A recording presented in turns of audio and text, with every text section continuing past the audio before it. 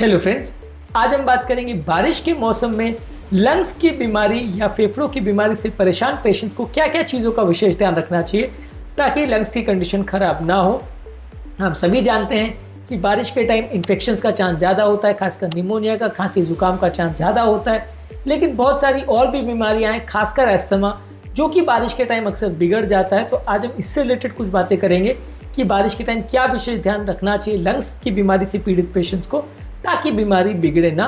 Topic important है, इसलिए इसे अंत तक देखिएगा। टॉपिक पर जाने से पहले जो लोग हमारे चैनल पर नए हैं उन्हें रिक्वेस्ट करूँगा कि चैनल को सब्सक्राइब करें, वीडियोस को लाइक करें, शेयर करें, फॉलो करें, कमेंट करें, पूरा देखें। तो बिना समय बिगाड़े चलिए शुरू करते हैं कुछ इंपॉर्टेंट टिप्स पर।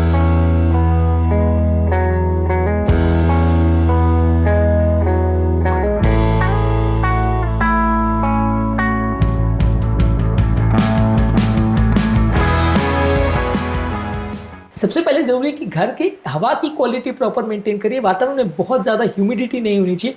डीह्यूमिडिफायर का प्रयोग कर सकते हैं। ज़्यादा ह्यूमिडिटी में फंगल इन्फेक्शन ज़्यादा होते हैं। ये अस्थमा के पेशेंट्स और लंग डिजीज़ वाले पेशेंट्स के लिए अच्छे नहीं हैं, ये नुकसान करते हैं। इसके अलावा बारिश के टाइम लंबे समय तक अगर घर बंद रहता है तो उससे भी फंगल इन्फेक्शन वगैरह ज़्यादा होते हैं। तो घर में जब भी थोड़ी सी धूप निकले थोड़ा वेंटिलेशन वगैरह रखिए ताकि बाहर की जो हवा है वो अंदर आ सके, अंदर की जो खराब हवा है वो बाहर जा सके। इससे भी इन्फेक्शन और प्रॉब्लम्स होने का चांस कम हो जाता है।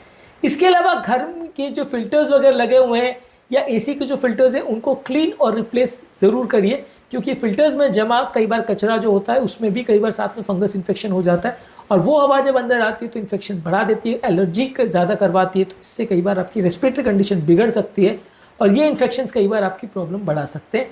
इसके अलावा अलग अलग तरह के इन्फेक्शन से बचने के लिए ज़्यादा पानी में मत भीगिए। इसके अलावा फ्लू और कोविड जैसे वायरसेस जो बारिश के टाइम अक्सर परेशान कर सकते हैं, इनसे वैक्सीनेशन करा के रखिए ताकि ये आपको निमोनिया ना करवा दें।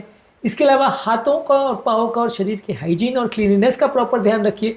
यदि आप अपने आप को इन्फेक्शन से बचाना चाहते हैं तो साफ सफाई का विशेष ध्यान रखिए, क्योंकि कंटैमिनेटेड फूड और सरफेस से शरीर में इन्फेक्शन चले जाते हैं और ये आपकी लंग्स को अफेक्ट कर सकते हैं। यदि किसी ऐसे व्यक्ति के संपर्क में आप आते हैं जिसको ऑलरेडी इन्फेक्शन है तो इन्फेक्शन फैलने का खतरा आपको हो सकता है, खासकर खांसी या छींकने से। तो उसके संपर्क में हमेशा मास्क का प्रयोग करें। कोविड ने एटलीस्ट ये काम तो ज़रूर किया कि हमें इस बारे में काफ़ी सजग कर दिया कि इन्फेक्शन इस तरह से फैल सकते हैं। इस मामले में प्रॉपर ध्यान रखेंगे तो एटलीस्ट इनके फैलने का चांस कुछ कम हो जाएगा।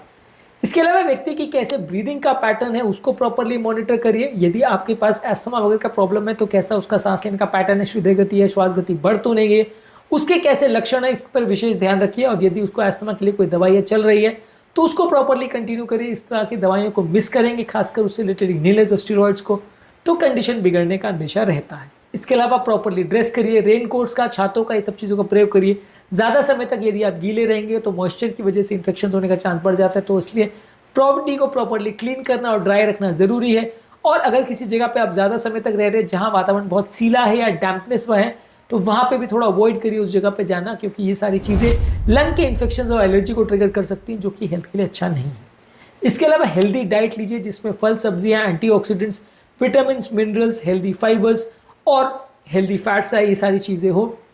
ये आपके बॉडी में इम्यूनिटी को इम्प्रूव करते हैं और इन्फेक्शन से आपको बचाने में मदद करते हैं। तेल, घी वाली चीज़ें, प्रोसेस्ड फूड्स और बहुत ज़्यादा शुगर और नमक वाली चीज़ें हैं, ये सारी चीज़ों को अवॉइड करिए। ये बॉडी में इन्फ्लेमेशन करते हैं, इससे आपकी ओवरऑल कार्डियोवैस्कुलर कंडीशन कॉम्प्रोमाइज़ हो सकती है। हाइड्रेशन भी प्रॉपर मेंटेन करिए। पानी ज़्यादा मात्रा में पीने से शरीर का हाइड्रेशन मेंटेन होता है। यदि बॉडी डिहाइड्रेटेड होती है तो बॉडी की इम्यूनिटी कॉम्प्रोमाइज़ होती है, बॉडी के मेटाबॉलिक पैरामीटर्स कॉम्प्रोमाइज़ हो सकते हैं।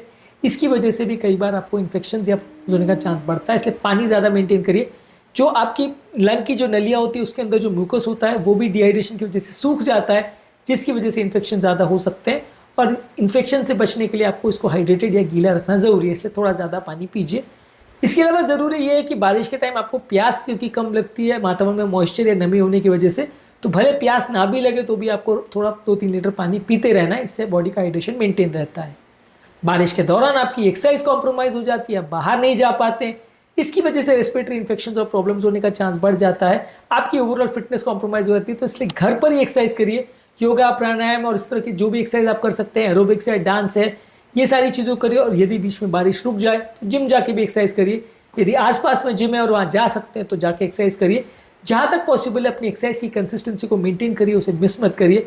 ये हमारी फिटनेस को मेंटेन या बिगाड़ने में एक इंपॉर्टेंट फैक्टर होता है, क्योंकि बारिश के टाइम हमारी एक्सरसाइजेज अक्सर छूट जाती है। इसके अलावा अपने डॉक्टर्स के साथ रेगुलर फॉलोअप रखिए। बारिश के टाइम अक्सर एक प्रॉब्लम होती है कि बारिश की वजह से आपकी आधी अपॉइंटमेंट्स कैंसिल हो जाती है। आप जाते हैं तो कई बार डॉक्टर्स नहीं मिलते, तो कई बार आप उनसे अपॉइंटमेंट नहीं कर पाते। तो जब कभी भी मौसम ठीक हो उनसे रेगुलर मिलते रहिए। यदि कोई दवाई चल रही है तो उसे कंटिन्यू रखिए और उसे मिस मत करिए। घर की दवाइयाँ प्रॉपर स्टोर करके रखिए।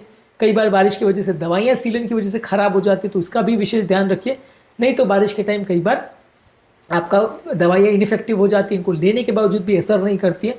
तो ये सब चीज़ों का भी विशेष ध्यान देना ज़रूरी है।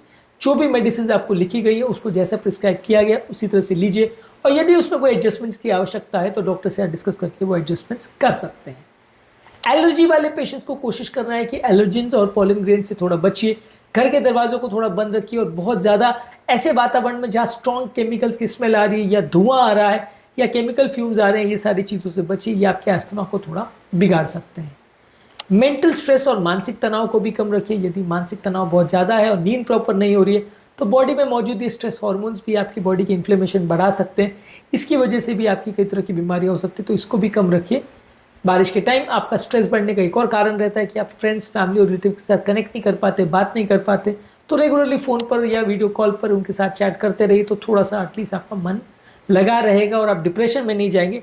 ये सारे साइकोलॉजिकल प्रॉब्लम्स भी कई बार आपकी प्रॉब्लम्स को बढ़ा देते हैं। इसके अलावा ज़रूरी है कि घर के सारे मेंबर्स और पेशेंट को बीमारी के बारे में, उसके इश्यूज़ के बारे में, मैनेजमेंट के बारे में और इमरजेंसी मैनेजमेंट के बारे में पूरी जानकारी होनी ज़रूरी है। यदि आप बीमारी के कॉन्सेप्ट को समझेंगे, उसके मैनेजमेंट को समझेंगे, तो मैनेज करना थोड़ा ईजी हो जाता है। प्रॉब्लम्स और कॉम्प्लिकेशंस होने का चांस थोड़ा कम हो जाता है। तो इसलिए पेशेंट का और पेशेंट के रिलेटिव्स का, फैमिली मेंबर्स का प्रॉपर एजुकेशन होना बीमारी के संदर्भ में ज़रूरी है।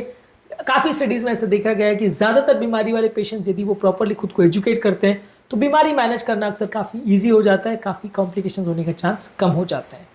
आज के टॉपिक में हमने बात करी लंग्स की या फेफड़ों की बीमारी वाले पेशेंट्स को बारिश के टाइम क्या क्या चीज़ों का विशेष ध्यान रखना चाहिए ताकि बारिश के टाइम उनकी हेल्थ ना बिगड़े। इसके अलावा बारिश के टाइम क्या क्या तरह की प्रॉब्लम्स आती है उस पर हमने अलग वीडियोस किया है। अस्थमा के पेशेंट्स को बारिश के टाइम क्या क्या चीज़ों का ध्यान रखना है उस पर अलग वीडियो किया है, इनको ज़रूर चेकआउट करें। टॉपिक एंड करने से पहले जो लोग हमारे चैनल पर नए हैं उन्हें रिक्वेस्ट करूँगा कि चैनल को सब्सक्राइब करें, वीडियोज़ को लाइक करें, शेयर करें, फॉलो करें, कमेंट करें, पूरा देखें।